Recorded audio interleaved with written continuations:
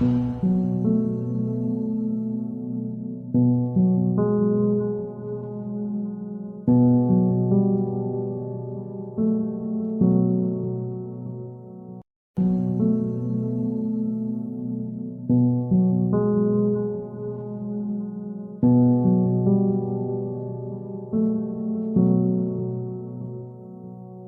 very good evening, everybody. Can everybody hear me okay?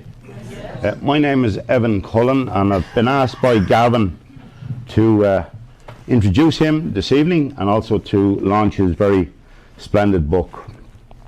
I was first introduced to Gavin about 6-7 years ago by way of a phone call. Back then I was the president of the Irish Airline Pilots Association, and I was at the time dealing with the crash of Rescue 116 at Black Rock Island, just off the Belmullet coast in County Mayo. 2 IALPA members died in that crash. Gavin needed names, he needed information, he needed introductions, but one thing he didn't need was enthusiasm and passion to his investigation around the circumstances and contributing factors in the crash of St. Kevin, call sign Shamrock 165, in January 1952. In the interest of fairness and justice to the crew of St. Kevin, IALPA and I was more than willing to help out in any way we could. It was not lost on us that the pilots were members of IALPA. All too often in crash investigations, the powers that be seem to wish a narrative that saves money and gives an easy way out. This is particularly evident in the latest saga in Boeing, where you can see where the cultural differences of two merged entities have now come to the fore. But tonight we launch the third book in the trilogy of the St. Kevin. This launch is the culmination of almost 13 years of work, hundreds of hours of interviews, witnesses, and technical experts. We can't speculate on what the motivations of the individuals in arriving at their conclusions were, but questions do remain about the conduct of the investigation, and the inquiries do arise.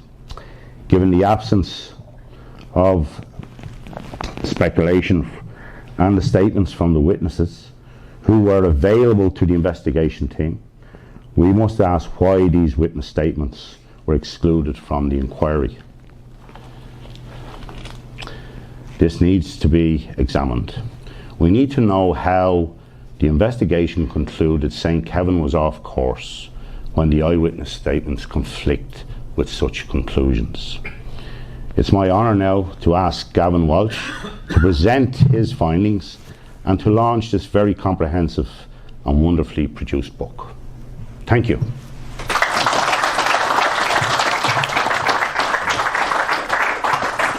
I assume I don't need to introduce myself to most people here. Some of you have been with me right from the get-go, and some of you have been over and back to Wales. As we all know, the St. Kevin came to grief on Thursday, January the 10th, 1952, amid a myriad of circumstances that all came together in what is typically known today as the perfect storm. But to get to the root of that perfect storm, we only have to go back in time about 18 months when the ticking time bomb was set to tick. And in the summer of 1950, a brain spark in Aer Lingus came up with a novel idea that they would cut from 3 to 2-man crews. They would lose the radio officer. And whilst this was the way the aviation world was going to go, there was one major difference. Aer Lingus set their eyes on the world's largest carrier, American Airlines. And they started to implement changes that American Airlines were then implementing. And the biggest change was to eliminate the radio officer. And the radio officer acted as a navigator. And there was one major difference. In America, they were rolling out VOR, omnidirectional range beacons, and with a 360-degree radial. But they didn't have these in Britain or Ireland at the time. But Aer Lingus had their eyes set on a bigger prize, which were the Viscounts, which were coming on stream. They thought they'd be there the next year. There was the inevitable delays, and they were 2 or 3 years later. So in that time span, Aer Lingus continued to use the DC-3 with the shortened crews from 3 to 2 men. This was fought by many people in the airline, including a man called Captain Tommy Hangley, who himself was no strange to controversy in Aer Lingus the following year. And his right-hand man was a man called Captain Joe Barrett, and his son is here with us tonight. And they vociferously fought this change, that it was too premature without proper beacons being in place. At the same time, the national airwaves in Britain were all devised and carved out on routes. And Aer Lingus, for reasons only known to Aer Lingus, but I suspect they were completely financial reasons, Aer Lingus decided to continue to fly what's known as the direct route, which was a shortcut across North Wales. And there was nothing wrong with flying that in weather conditions that were optimal or even average. But if the perfect storm hit, it was a dangerous place to be. And I don't know if any of you have read in Volume 2, I've shown where the airplane following the St. Kevin, which was the St. Coleman, almost came perilously close to crashing on more than one occasion. They fought for their lives. And the 7 conditions we identified that were there that night, we certainly know they were there for the St. Coleman, and they were likely there, if not even worse, 26 minutes earlier for the St. Kevin. And they were acute, severe to extreme turbulence. The problem with the turbulence was it would render the navigator would work, and he's gone in the first place, but when he was there, he worked in the station behind the cockpit. So if the turbulence was severe, the captain could not leave his workstation, could not leave his cockpit to operate this device. There was ferocious mechanical turbulence, which is turbulence off the hills, because these planes were unpressurized and flying between 4.5 and 8,500 feet. Gale force winds were in place that night, a raging storm with heavy showers and hailstones. Pitch black darkness and cloud with zero visibility, which created a potential for spatial disorientation, which was not much known about back then. Atmospheric electrical disturbances, which rendered literally the Nevin beacon out on the west coast of Wales, rendered it inoperable and rendered it actually useless. And prolonged severe clear icing, and the DC-3's worst foe was icing. And if all of those 7 conditions came together, which they did that night, a plane could be lost. As we know, it came to pass that night. Another sequence that came up to this was BEA, which was British European Airways, who owned 30% of Aer Lingus. They were aware of this, and they rapidly, any airplanes that they had, any of the DC-3s, they converted them into what are known as pioneers. So they left it that a captain could access navigational equipment without leaving his station. Now, this was offered to Aer Lingus, and very, very prophetically, ironically, sadly, whatever way you want to phrase it, it was offered to them by the BEA chairman, who was a man called Lord Sholto Douglas. He was one of Churchill's right-hand men in the war, and he actually flew to Aer Lingus to ask them to install this in their systems. And he was on the board of Aer Lingus by virtue of the fact that he was the chairman of BEA. But alas, Aer Lingus declined. We speculate in the book, and it's a very strong speculation, that they declined on the basis that they had pre-ordered Vickers Viscounts. And like any plane that's promised with a production line, the production line always falls behind. And that left a 2-year window. And in that 2-year window, on the night of January the 10th at 7:15 p.m, the perfect storm caught the St. Kevin and almost caught the St. Coleman at 7:40. The airline said that no pilot was ever pressured to fly this direct route, which was a shortcut. But in actual fact, the pressure was on greatly on them, and it turned out that a very, very small percentage did not fly the direct route. The other route was to go up by beacons every 30, 40 miles apart. Beacon will keep you on track, and you navigate your way to Wallasey. There was a major beacon at Wallasey outside of Liverpool, and then you take what's called the Dog's Leg route, and you'd head left again, and you go straight out to Wales and out to sea and across into Dublin.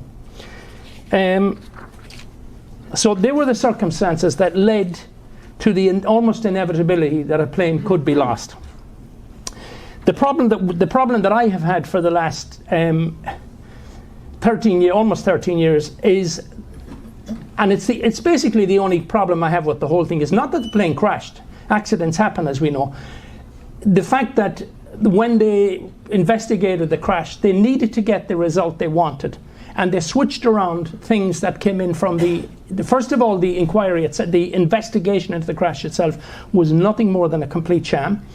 And then at that point, whatever they didn't get, when it went to a public board of inquiry, they substituted out answers to get the desired result they wanted. Now, obviously, the first thing you would think of is, why were the why did the witness statements were all discarded, by the way. They were just never brought. So obviously the first question is, well, what happened to witnesses? Well, nothing happened to them. They just lived on their lives, and they just assumed it wasn't like it is today with social media and with people didn't even have telephones. So when they were never asked to an inquiry, they just went on with their lives and forgot about it. And basically what happened was the investigators put the St. Kevin go wrong way. I know it's fantastical, but it's absolutely true, and it's all, I'm going to show you the proof of it now.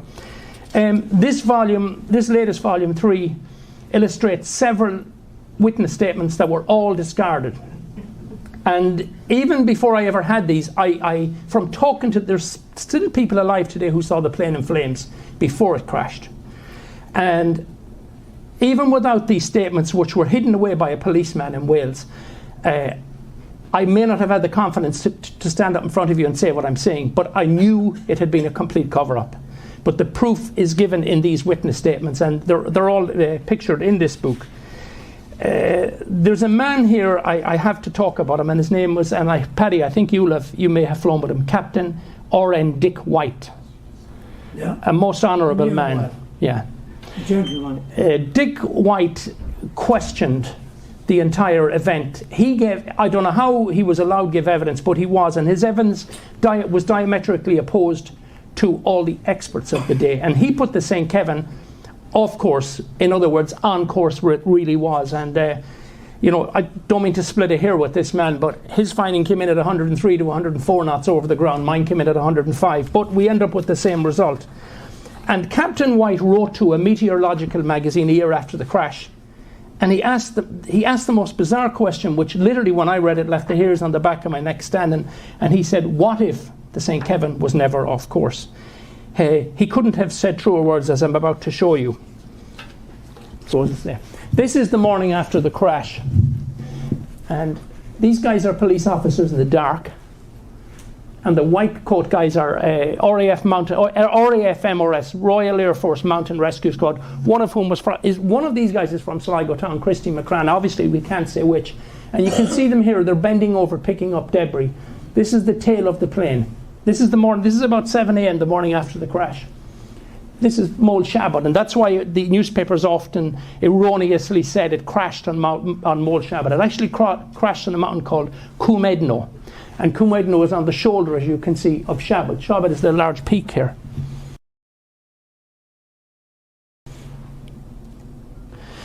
This is the bigwig himself, Lord Sholto Douglas.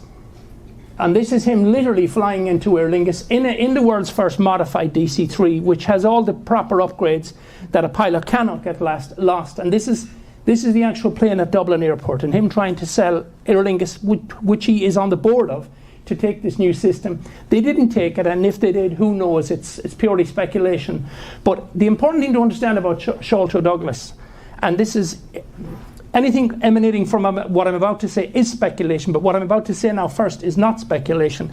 It is a fact that Sholto Douglas was the chairman of BEA at the time of the crash and at the time of the investigation, and BEA had a 30% share in Aer Lingus, and Sholto Douglas, as part of that 30% deal, was on the board of Aer Lingus. So you can see how things would have gone the way that officialdom would have wanted them to go.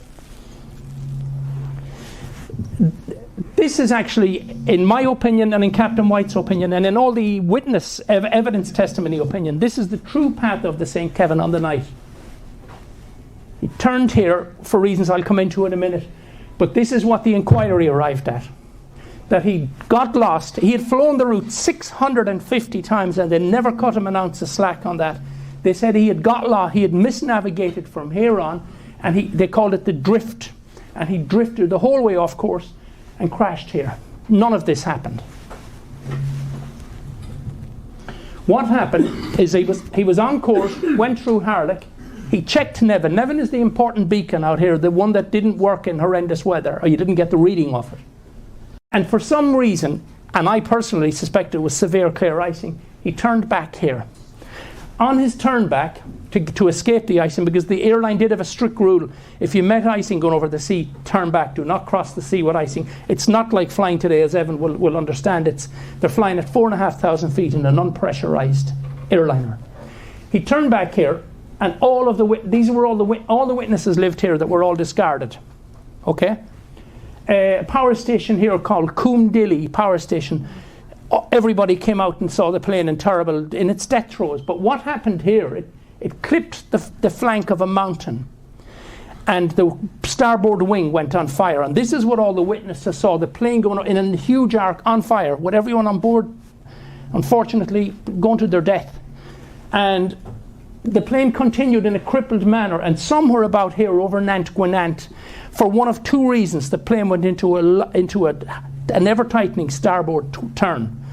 And that turn was either for one of two reasons. It was either pilot-induced, where they were looking for a place to land. The weather was atrocious. They could not see anything.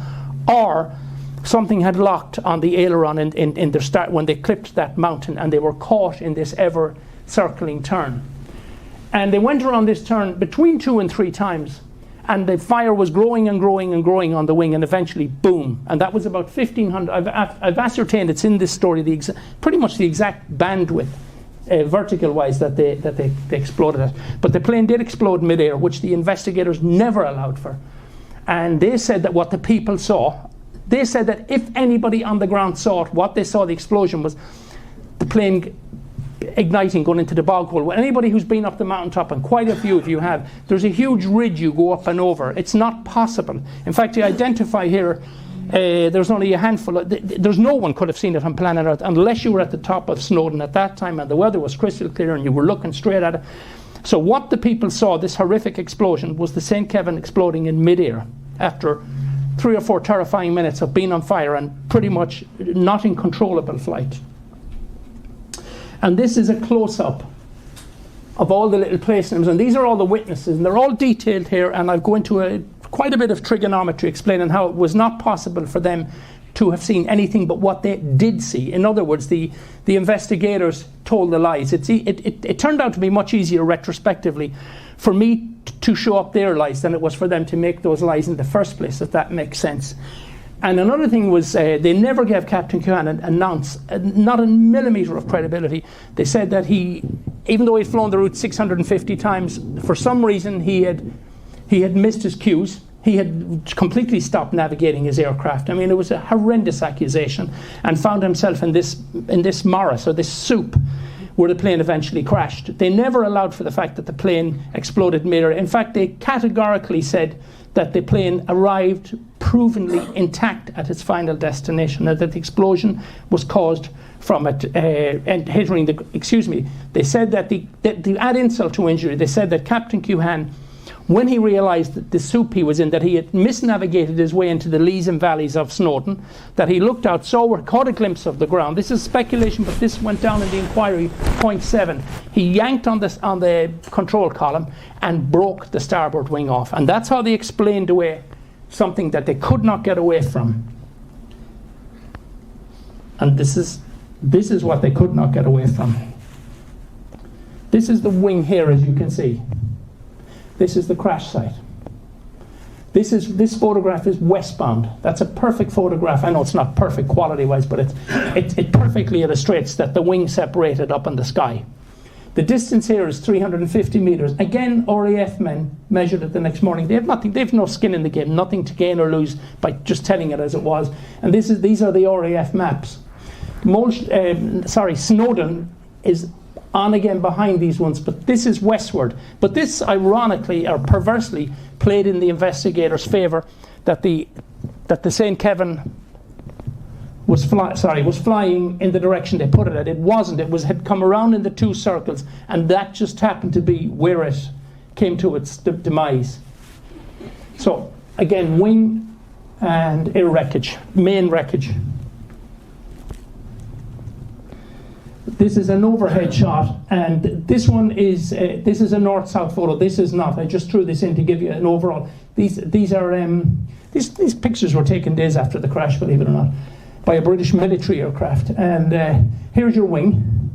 This is the Coomedno River, and we're on Coomedno Mountain.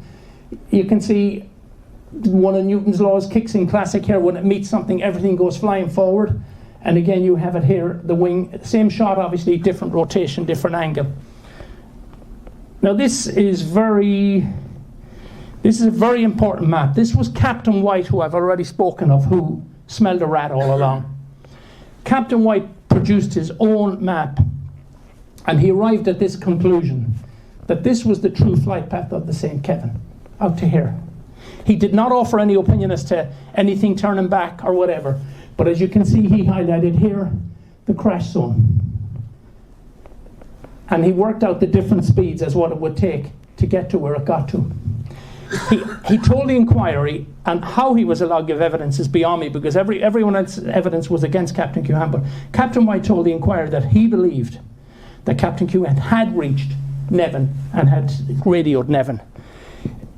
Captain Cuhan was never given that by the inquiry. They said he mistakenly thought he was at Nevin, thought he was out over the sea, but that he was lost in the mountains of Snowdon, lost here. And my argument has always been, why would Captain Cuhan have checked Nevin if he wasn't at Nevin, unless he knew the plane was going to crash and he didn't want this outcome to come out the way it did? It makes no sense. In other words, Captain Cuhan checked Nevin at 7:12 out here, but for some bizarre reason he turned back.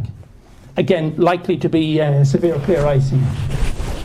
These are the people, and I got these from Ancestry.com, people going in and out of America, as well as Airline magazine clips. These are the people who were responsible for the 3 to 2 man cruise. So once they went down that road and they suffered a fatal crash, they had to stick with their plan, and the truth could not come out as to that they were carrying out an unsafe flying practice. And all of these documents are in the book, including all of the witness statements. I'm going to try and be very kind to this man. This is a very contentious character. This is a man called Richard O'Sullivan, Richard Whitledge O'Sullivan, and very contentious in that Captain Cuhan, the following year Captain Tommy Handley, and 16 years later he managed to get rid of 46 statements pertaining to the Tusker Rock crash. All 46 were dismissed. They weren't disappeared. It wasn't like Wales where you're dealing with country people and no one to go and check up. They were entered into evidence and then they were discarded. He got the minister at the time to accept, and I clearly say why. In his report he said they were people who were ignoramuses going to mass and stuff like that, and he used that terminology is in his crash report, which is available online. And I don't want to be unfair to this man because he was doing a job for someone else. So if we call Richard O'Sullivan the puppet, these are the puppeteers. This is Jeremiah Dempsey, long-time GM, General Manager, today CEO of Aer Lingus. This is Captain John Cecil Kelly Rogers. He was Winston Churchill's personal wartime pilot, a Dublin man from Malahide. And this is Captain Paget McCormick, who went on to work on Concorde. No disrespect to these three people, but these three people were responsible for the 3 to 2 man cruise. He came up with the idea. He looked it over, and this man implemented it as the CEO, as the GM would do. Now, back to the true direction of where the St. Kevin came from. This is a bizarre story of this man. His name is Owen Roberts, and he started turning up huge pieces of wreckage right along the route that I had come up with, that Captain White had come up with 70 odd years earlier, and his pieces are almost fit the pattern as to the true final direction of the aircraft. In other words, Jimmy Cuhan was never off course, and those pieces are still on the mountaintop today. In fact, some of you saw this piece here only last September, October. When I contacted the people who investigated the accident were the AIB, the Accident Investigation Bureau in Britain. Today it's known as the AAIB, but it's the same body. So when I contacted them as to the man who was in charge, the field investigator of the St. Kevin, he's a man called, an Irishman from Howth called John W. Duggan. They took me about 10 questions, and I actually had to almost threaten in a nice way that I'd go down the FOI road if they didn't. But this is the response I got then. The very limited information on him. He may have worked estimated in 1953. Well, we know the crash happened in 52. And that was that is John Duggan, and they never heard of Mr. Pike, the guy who worked with him. So on the 1st of December gone by, the AAIB contacted me formally to tell me that they were going to basically investigate my investigation of their investigation from 70 years earlier. And in hindsight, they basically strung me along for 2 or 3 months. And in the end, they came back on the 5th of March gone by, and pretty much blew me out with this letter, which is that if you go into the definition of the word recusal, this is it. At no point did they find any problem with any of my findings, and I'd spent 236 pages basically destroying their inquiry and the investigative process that led to the inquiry. At no point do they touch on anything I've said in it. They purely go into legalities and et cetera, et cetera. So that's where things are at with them, but we'll be taking it to the next step. So this was the mountaintop. This photograph was taken in the summer of 1975. And this remained like this till September 30, 1980. Now, I don't know if any of you know this, that were up with us last September. They cleared off the crash site on September 30, 1980. But when I say cleared, I know the man who did it, and I have all the photos of it. They went down 3 feet, and then they sealed the hole. So the entire plane, with the occupants, including Captain Couhan, and their personal belongings and luggage and wings and engines, are still in the bog today. But on September 13, 1980, the story broke in the media that there was a plane raising itself from the bog in the hot summers. So they went over and they literally cleared the 3 feet I've told you about, and this was taken away.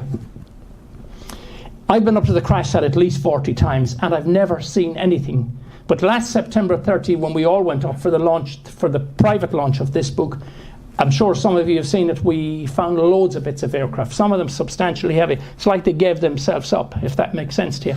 And I had never seen that before. But this is the plane, this is 1975, but that was there till 1980, as it is there. So I just would like to tell you one short story with regard to this man here. This man has become my, not personally, but his finds have become to me my pillar of strength. And he knew nothing about me. I knew nothing of him. And the government in Wales, on December 6, 2020, the government in Wales allowed people out for a weekend with the COVID, and you could climb the mountain. And a friend, twins who you've all met, one of them went up the mountain and went on a very, very unusual way called the Rid Du Path. It's the rarest of the 7 paths up Snowdon. And as she was coming to the top, she heard a man explaining to these tourists, pointing and saying, "And the little girl is still in the airplane." Now this girl knows me because her partner, who died sadly 10 years ago, he got the only memorial stone to the St. Kevin ever, John Roberts. And she waited till he explained to the tourists whatever he was explaining. She said, "Excuse me, are you talking about an Irish plane?" He said, "Yes, I am." And she said, "Have you heard of Gavin Walsh?" "I have not," he said. You must bear in mind that I've only ever had private launches in the last 13 years. And she said to me, "You have to talk to this guy. He's writing a trilogy of books on this crash." So they ended up becoming pals, and they went back the mountain together, and then they came down together, and she explained all this to him about me, what I had been doing. We were put in touch shortly thereafter, and he tells me he's finding these pieces, and I said, no. And he's telling me the size of them that he's finding, and that he's had them investigated. He had an air mechanic from RAF Valley brought up, and he was able to tell from the stringers on it that it's a civilian aircraft and likely off a DC-3. So this was just bizarre that this guy had come up with all this wreckage. And I only ever had telephone conversation with this guy over the month of December 2020. So I went back to the US, and in January, this guy contacts me in a panic and says, "Please call me quick." So I call him, and he said, I'm allowed to go outside of the COVID zone to get medication for my wife. So he went to Caernarvon instead of his own little small village. And whilst there, he went into a supermarket, and a guy came up and tapped him on the shoulder and said, "Are you the guy finding the pieces of the Aer Lingus plane?" And he said, "I am." Well, he said, "You need to get in touch with a guy in Ireland called Gavin Walsh." And he said, I'm already in touch with him for this past month, only by telephone. And the man's name is David Ellis, who had stopped him in the supermarket. And he said, "Tell Gavin Walsh, call me.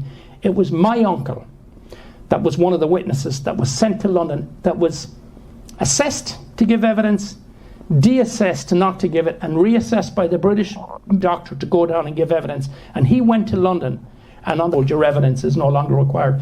So that's the kind of shenanigans went on. And That witness's name, by the way, was Edward Salisbury Williams, and his statement is in here, and his picture's in here. So, in essence, all of the witness statements disappeared. And there were a lot. I've only got, I believe, 11. There were a lot more than 11. There was about 20 taken. But the only ones I have are the police ones. The ones Aer Lingus took and the ones the AIB, today the AAIB took, all destroyed. And again, I'm not going to speculate on why they were destroyed, but they were destroyed, and that speaks of bad taste in itself. Or my beef is purely, after 13 years' work, my beef is purely to get point 7 removed from the British government's finding, which basically stated that Captain Cuhan and the flight crew committed gross misnavigational errors when they never were where they said they were. As you can see, the AAIB think they've blown me out.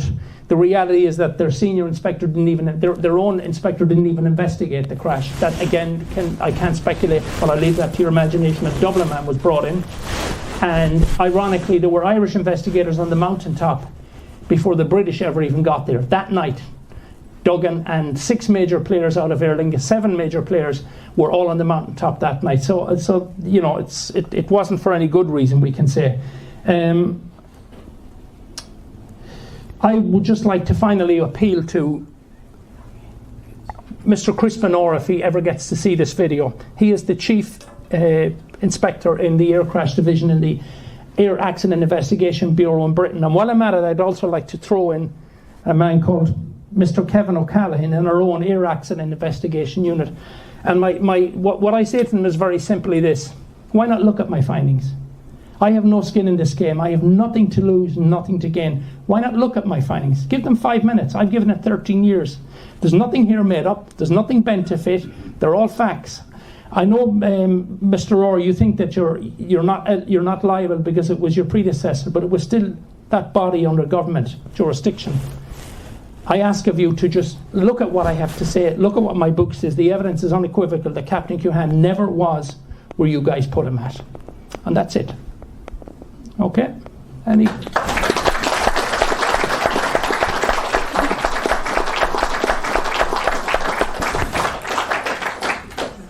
questions?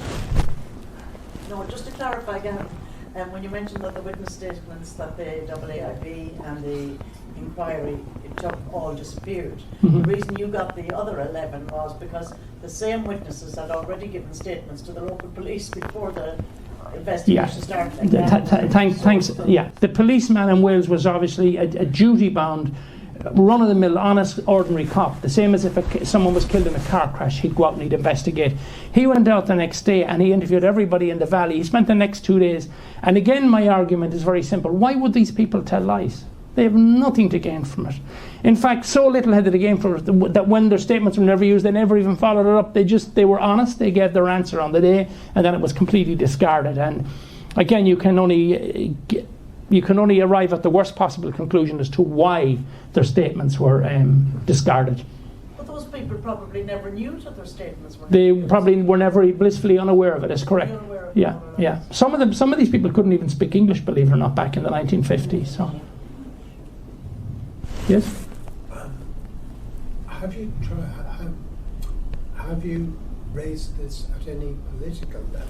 That's a fantastic question, and the answer to that is very simply no. But if Mr. Crispin Orr, and hopefully his counterpart here in Ireland, because I have to say the Department of Industry and Commerce, which is today under the auspices of the AAIU, back then they put Richard O'Sullivan, the stooge, out to do the dirty work. So that's a fantastic question, and ostentatious and all as this is going to sound to all of you, and I hope you're going to be in my corner, because this is our last chance. The only way to get this to a political level is to garner up 100,000 signatures. And if you think that's so out there, it was done with the Chinook crash, and once it made it to the floor of the Commons, they had to reopen the investigation, and that too, that's only 1994, that was a complete, total and cover-up where they blamed the pilots instead of the equipment. So does that answer your question? That's probably the route I'm going to have to go down, because you can see from that very well drafted letter from Mr. Orr that it's nothing more than a letter of recusal, where his predecessor who was at the helm, Mr. Eric Newton, a very honest man by all means. He just never took any part in this crash, so he obviously didn't want to get his hands dirty, and he excused himself, and his predecessor has now recused himself. So, and I stand saying that, and I say that in public to them. So, anybody else? Do you understand that this wreckage and all its occupants were left in place? Correct. The St. Kevin lies intact in a bog, in a mountaintop, far from home, in a lonely mountaintop, far from home. And I have the coroner's reports, and I promised I would never be graphic, and I never will be. And you can see they're fairly clean books. But I know exactly what was got off each person. And some of the people that came home, they talk of 10 funerals. It wasn't people came home. It was minuscule, and I would guesstimate that as much as 80 to 90% by volume, not by weight or mass, but by volume, of the human beings on board the St. Kevin are still in the bog. What condition they're in, I have no clue, because you've got lots of stuff going on in all those years. So you might have acidity from the bog instead of the usual protection from a dry bog. So, but quite apart from the human side, there's no attempt to reconstruct the wreckage or...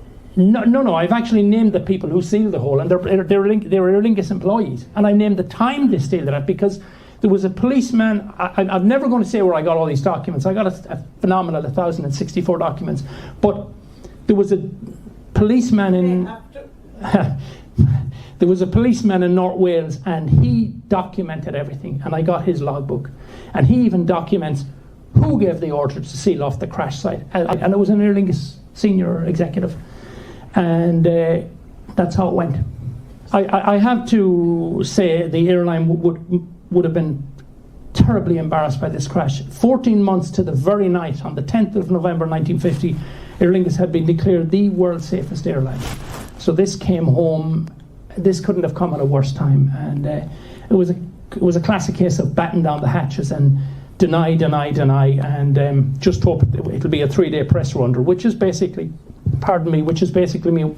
what it was. It was a flash in the pan, and within, I know for an absolute fact that on the year after the crash, Aer Lingus forbade all employees from putting in memorial notices to Deirdre Sutton, and that's dealt with in Volume 2. And her former employer, PIMS stepped to the mark, and they put in the memorial notice. And it's, the word presentism comes to mind. I'm not going to judge our beloved national airline, who we're extremely proud of, and again I say that with sincerity.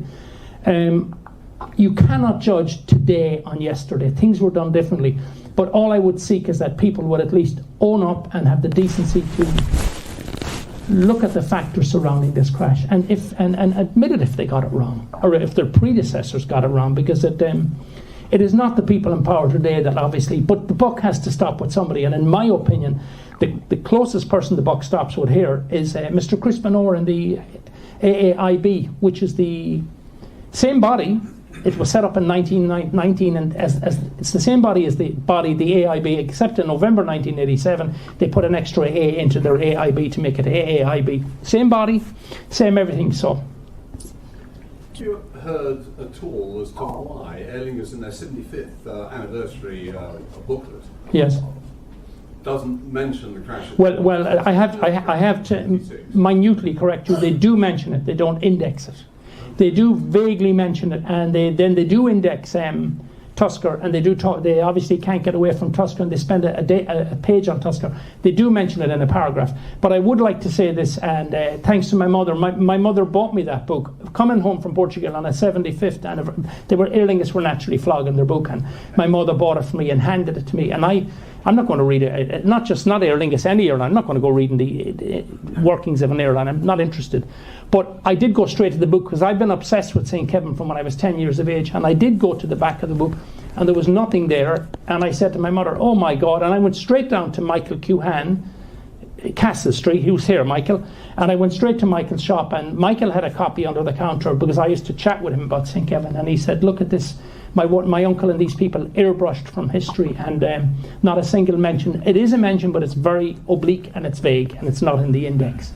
I just want to be particular at that point. And that was one of the incipient factors that got me to tell the St. Kevin story, was it not being in that book. Had it been in it, we wouldn't be here today. Had they just mentioned it, we wouldn't be here today, and hopefully on the cusp of overturning that verdict. But It's just something my mother touched on there, and I would like to make this appeal. Again, back to Mr. Crispinor, and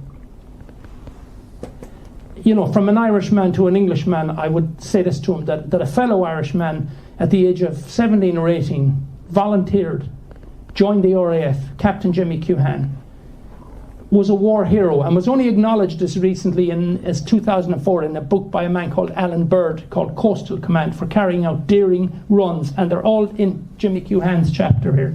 So this man goes and he fights for a foreign land, which England was at that time, and puts his life on the line, and then he dies in a very tragic crash.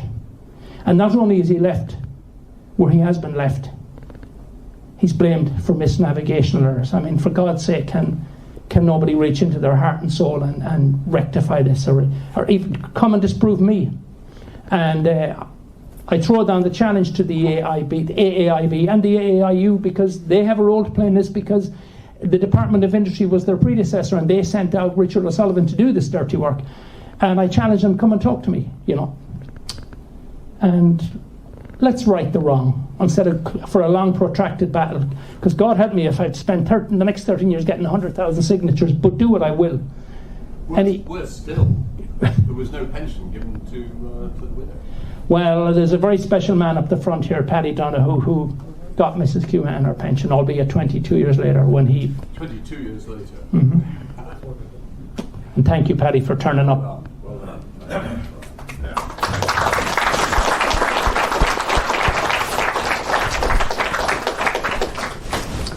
Have I missed anything, or any final questions? Maybe just to thank the people of Cairnarvon who got the plaque and memorial put on in place up at the top of the mountain. That'd be John Roberts. John Robertson. Yeah, John Roberts was a very special character. I've dedicated Volume 3 to him. He spent 10 years harassing Aer Lingus for a plaque, and he finally got it. But he got it under very limited circumstances. There's no Aer Lingus, there's no passengers' names, there's nothing. And I have the internal memos that Aer Lingus and him sent to each other, because John was very obsessive. He recorded everything. And some of those letters make for striking reading, what in terms of that the airline didn't want this story to come out. But it's out now, and that's it. Sorry, you were going to say there was someone had a question here. Sorry, Gavin, I was going to ask, I think you answered it, in fact, your last comment. If you did get the inquiry reopened, yes, what would be a satisfactory outcome for you? For me, just erase point 7 from the British government inquiry, and I will go back under the stone I crawled out from 13 years ago. And they'll never hear from me again. And I mean that very sincerely. Just come investigate, am I right or wrong on point 7, and if I'm right, overturn it. Because if you Google the ICAO's official cause of the St. Kevin crash, it will come down to those words, those succinct words, that Captain Cuhan brought his aircraft off course. Never happened. Or else all the witnesses all lied. And I spent 13 years telling lies. So. And we met people who in underage cried because they hadn't been believed. Yeah. Mm-hmm. Yeah, there's quite a few of them. Not quite a few, there's a small number of them still alive. One of them actually saw the plane explode over his house. He died since, William Williams, but I have his testimony, and I have his original. More importantly, his statement is in there. And, that's about it, guys. Thank you. Sir? Just one thing, Yes? that myself and Kevin Webb are here, we're on the committee of the retired airline pilots. Yeah, and thank you, Paddy Kilduff, and the rest of you guys for making it here. Just an interesting link, you're probably aware of it, or possibly are. Yes. We inherited some material from IALPA, the Pilots Association, for our own archives, and discovered a commercial pilot's license there from the 50s in the name of Richard Laker. Richard Laker gets about 40 pages in Volume 3. Richard Laker was a senior Aer Lingus captain. He was also a war hero. The bulk of him is in the bog. I say that because I know what went home to Midhurst in England. I've been to Richard Laker's grave about 12 or 15 times. It's the nicest cemetery on planet Earth, by the way, if you're a cemetery lover like I am. Richard Laker's brother, Victor Laker, knew this whole thing was a stitch-up. And you'll read about Victor Laker in here. The police were sent around to put the squeeze on him at one point. There's an entire chapter dedicated to internal police memos from Wales, from London CID to the top guy. Why are we investigating this guy? Going back across to the top guy in Wales who's put them out by a corrupt lawyer in Caernarvon called Appy Hughes. No problem naming him. He's gone anyway since, but he was the lawyer who put a lot of this stitching up into place. And Victor Laker spent years trying to get to the bottom of this. He got so close, but he never did it. He never had if he had the witness statements, he'd have done it, but he didn't have them. Yeah. For some reason, his license ended up back with the pilots. Nicky Laker, yeah, Richard Laker, yeah. Actually, we have that license. Richard Laker was the most qualified in terms of prolific types of aircraft types. Nicky Laker was the most qualified Aer Lingus captain by far. He had flown, I believe I pictured at least 5 different types of fighter and bomber aircraft he flew in the war. In fact, he was deemed as so good he was pulled and put into Cambridgeshire to train pilots because they were going to their deaths, the poor young men. And the other person that I need to speak of is Alec Newman. Alec Newman was the first officer of the St. Kevin. He was an RAF hero. So these are 3 RAF heroes, 3 Aer Lingus pilots left in a bog, put off course. And we can say, and this is speculation, but I'm willing to bet my life on it, Nicky Laker was in the cockpit with them when they crashed. Because I have spoke to several people in the business, and the one thing that's given, and I'd like to think if Paddy and Evan have anything to throw in here, throw it in. If a crisis emanates on board a plane, if there's a guy deadheading in the back, that's a pilot travelling, he will go up front and assist them in any way he can. And I have absolutely no doubt that Nicky Laker was in the front with them when they got into this terrible melee of going around in circles. The reason I say it with confidence is because what was found of him was found beside Newman. Newman and Laker, parts of them were found, and there was also a radio telephony book found close to them, and that would possibly be where they were trying to look up something to find how they could find where they were. You must remember there was no Captain Guham was qualified in navigation. Alec Newman was not, and Aer Lingus did concede that at the inquiries. The only thing went against them was that they let one of the 2 pilots fly when he wasn't qualified as a navigator. And what they promised they had given when they pulled the 3 to 2 man cruiser, that no flight would go unless both pilots could use were radio telephony qualified, is the word I'm looking for. Does that? I'm sorry if I went a roundabout way, but Nicky Laker was a great character. Yeah. Obviously well aware of him anyway. Very well, and I believe he's got 40-something pages here. So, yes, Richard. With sorry. Modern technology, would it not be possible to recover, like, bodies or the wreckage, or? I believe it would be, but Have there been no attempts to? Or no. would family members not want that? Maybe. I've always been wary of being asked this question, and because it's not emotional for me, but it's very emotive for the families, and I don't have an opinion on it, but I believe that if the AAIB do properly reinvestigate it, they won't be going to families for permission. And the landowner today is the grandson of the landowner back then. He has told me that let people do what they have to do, which means going up on his land, visiting the grave, the mass grave, or whatever. He will be fully cooperative. His grandfather was not, by the way, but that's another story. That's covered in here as well.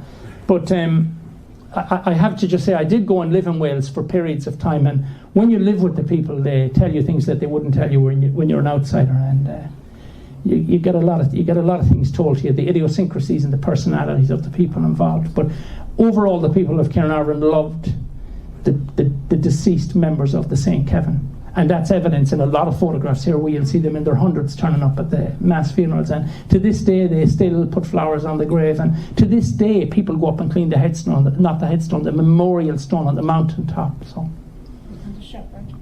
Yeah, and he's the man called Gwyn Ross Jones who witnessed the crash. A lot of these people are still alive, and if any of you are signed up to the mail shots I bang out, you'll see that I've done interviews with these people at different launches along the way. So, okay. And the people of Caernarvon for years held an anniversary mass on the day. Yes, correct. Yeah. And there's people on the anniversary to this day. David Ellis, whose uncle was turned back, he goes up. Owen Roberts. John Ellis Roberts, who got the memorial stone. Now these are all independent of each other. They go up on the day, or give or take a day either side of it. So they're not forgotten about in North Wales. They were forgotten about in Ireland, other than by their own immediate families, obviously. But I hope we remember them here tonight, and that they didn't die in vain. Okay.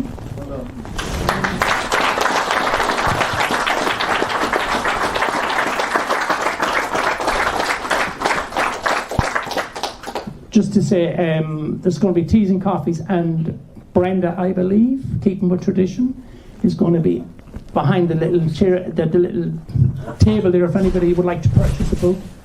Doing them €40 special price, and the trilogy, there's not many left of volume 1 and 2, and doing the full 3, I think, for 90. So, okay, thanks everybody for turning up. Before everybody just gets up from the seat. Oh yes. As a family member, it's my father was killed.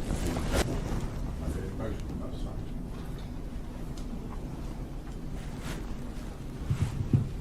that. I'm going to tell them your name while you gather yourselves. This is Bill Good, and his father was on the same Kevin. We owe Gavin in Lords a deal of gratitude for actually doing what he's done. He spent 13 years of his life. Nobody else could do it. He's got a brain that actually I just can't keep up with. Yeah, but I also suffer from obsessive compulsive disorder, so I couldn't get away from it once it locked onto me. Perfect. And we owe him an enormous gratitude. He really has done such fantastic work for us, and the story would never come out without you guys.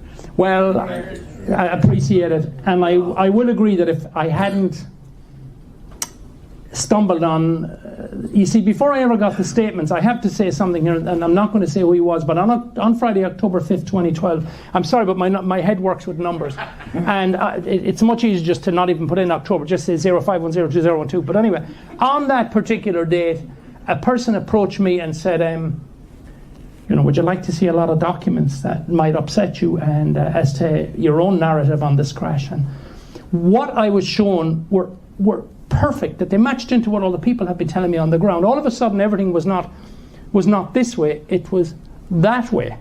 And when we finished up, we went back to Betsy Coyett, Aberfran Hotel. And when we went back there, this man said these words to me. He said, "Are you anxious about what you've seen?" I said, "Very much so." He said, "Are you frightened?" I said, "Not really." And he said, "Will you see it through?" I said, "I think I will." Well, that was 12 years ago. And here we are today. So, I'd just like to, as another posthumous daughter of a passenger, I just want to second Bill's. oh, thanks, Phyllis. Phyllis and Bill are posthumous children of St. Kevinites, as I call them, St. Kevinites, and so it's very special to have you here. I hope you weren't insulted by my silly little mathematical thing about the running of your name, your initials, 1 in 12 million or something. It's the sort of thing that your brain can do. Whatever, yeah.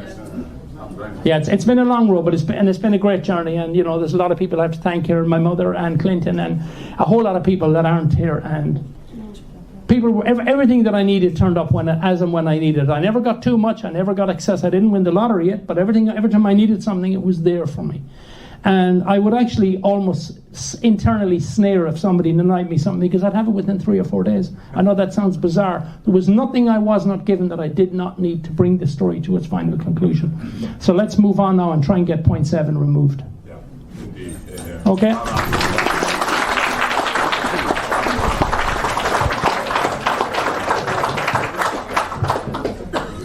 Well done. Happy enough, yeah? Yeah, very good. Thank you, Paddy. You want to have some tea?